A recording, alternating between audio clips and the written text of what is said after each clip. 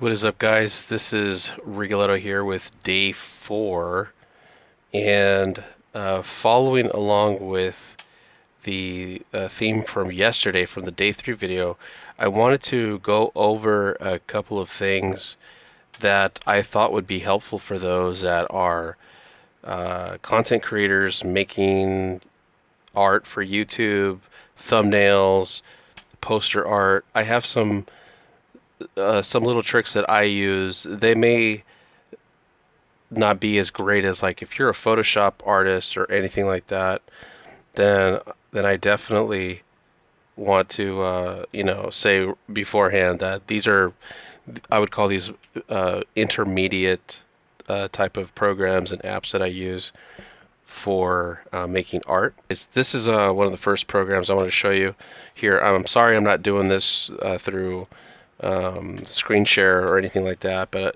the ones that I want you to focus on too are first this one right here, which is called Font Candy. You can find it in the iOS App Store. I forget the price. I think it's like $5. And then this one here is called Pixelmator, and I believe this is the most expensive app that I do have on my iPad at $10. So I wanted to show you first of all not how to get the artwork. It should be up to you to get your source artwork from somewhere, depending on whatever subject matter that you're holding. But I wanted to show you a couple of different things here. So, for example, if I go into Pixelmator, it's kind of like a stripped down version of Photoshop. However, it does have layers, and I'll show you why this is really important, because you can import images as separate layers, and this will help you with adding fonts or different types of things for your artwork. So this is episode 7, which just came out, and this is using the Fortnite font to do this cover. So where do you get fonts on the go? I'll show you a couple places here. So let's go into the web browser, and I'm going to show you the first place that I absolutely love, and it's this website right here called Dafont.com. D-A-F-O-N-T. Dafont.com has tons of fonts. So it just depends on what you're looking for. You can do a keyword search in here, and if you want to get medieval fonts, type in medieval or castle or knight with a K, anything you want, and it'll find something of interest. I've used these on multiple covers. I've done this with, let's see here, the Blade Runner cover that I did a couple of months back. I just look up Blade Runner and it'll give you something similar to that. I did one for Lineage 2 Revolutions. There's a Lineage font. So if you go over to Dafont.com, it's really simple. These are downloadable. So if you look over here on the right, it has a download button.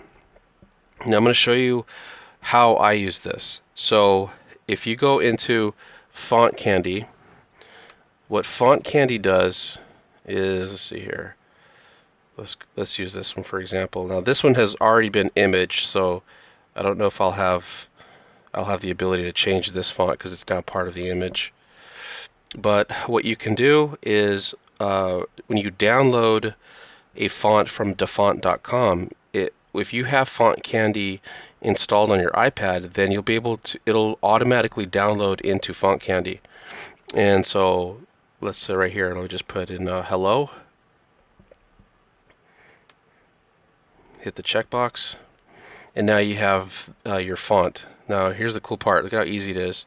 You just zoom, and you can modify this. Also, you go into the settings here.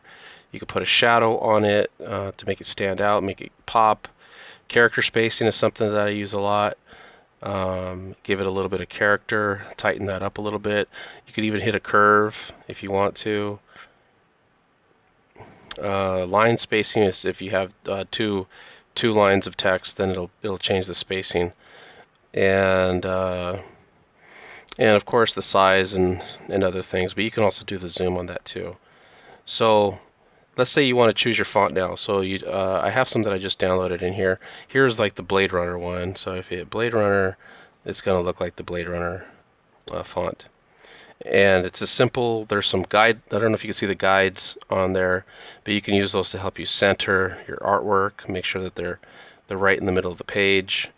Most of this is eyeball. It doesn't snap, unfortunately. There is no snap to grid lines or anything like that, but it gives you kind of an overall feeling. One little thing about my podcast covers is that they're all done by hand. I don't have a template for them. I have to create them every single week, which I don't mind doing. But then for here, like if this was my title, then I'd put here as like the hello show. If this was my podcast or whatever. And once you're ready, you just hit the upload, and it'll turn it into a JPEG image into your photo reel, or whatever they call it on iOS, the photos. It'll be there. So this is a really cool feature. Lineage font, of course. All of these different fonts I have downloaded through Dafont.com. You can see the different ones here. So you could just keep going through Dafont, and you could just load this up.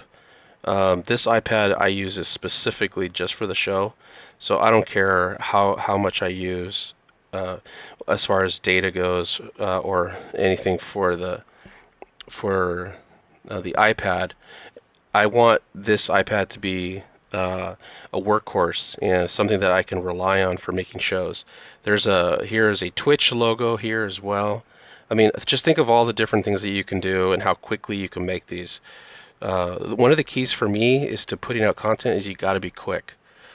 If you're a weekly show, or you put out weekly videos, or you do weekly graphics, you have to have a system that works very quickly. Otherwise, you're going to lose heart, and you're not going to stay consistent with your format, which is something that I was talking about yesterday. So you're going to want to have some tools that are going to help you to do this every single week. And of course, once you have the font done, then you can go into color. That looks very close to the Twitch logo. You can put something like this somewhere. White seems to pop out the most on this background. But there's also an opacity, so you can kind of fade it out, fade it in, as you can see right there, but just by hitting the slider. So it's a very powerful tool. I really like Font Candy, and the fact that you can load fonts into it, not just use the ones that it comes with on download, makes this a really powerful program to use. So with this, you can create your covers, and you could do your teasers, everything that you want to put on an image, and then send it off into a format. Now, one of the things that I didn't show you right away, let's start over here, is the original size. So let's say you get something off of the internet, but it doesn't fit the size that you want. Well, they've made it really easy here so that you can just set it. So if you're going to do a Twitter post, sorry, the camera work is pretty sloppy today. So if you're going to do a Twitter post, then you can set it to Twitter post, and then it's going to be the size of what would fit inside the Twitter box without anybody having to scroll. Or they have also Facebook covers in here, Instagram posts, which a lot of people use. It looks more square. And then they have iPad wallpaper if you wanted to do something for wallpaper. That's just that one right there. And then the standard sizes, like the 3/4 view, the 4:3, 16:9, and which is like a letterbox, which is cool. And that's all that would display. So you have all of those things as well. Makes it really easy. I mean, if you want to even put this on a t-shirt, it has a cotton t-shirt. I think from this program you can order clothes as well, but I've never done that before. It's a little pricey, a little premium, but if you made something that you really like, then you can go ahead and just click the order button, and it's probably like, I think it's like $25 a shirt, which is not too crazy, and then you can order it straight from here. I have no idea or have any information on how that works, but if you do try it, let me know. And that's pretty much it. That's how to do fonts and cover art. Now, the last thing with Pixelmator, what I love is that you can add images on top of images. So if you have a stock background but you want to add images, like if you look inside mine, I have tons of stuff in here. Let's just scroll to the very beginning where I had some old Clash logos. If I wanted to put the Clash logo in here, look at that. Now I could put a logo right here. Boom, it's done. And then also the same thing, send it up. You want to use copy to photos, not save to photos. Otherwise it'll overwrite to your original image. So always use copy to photos and it'll create this image and you're good to go. Put it in a thumbnail, put it on Twitter, put it on your Facebook feed, whatever you want to use it for. It's that easy. These are the tools that I use, which I do not mind sharing. I want I want to, you know, collaborate with other people as well on how they do things. It's all about sharing information anyways, and this just makes it easier.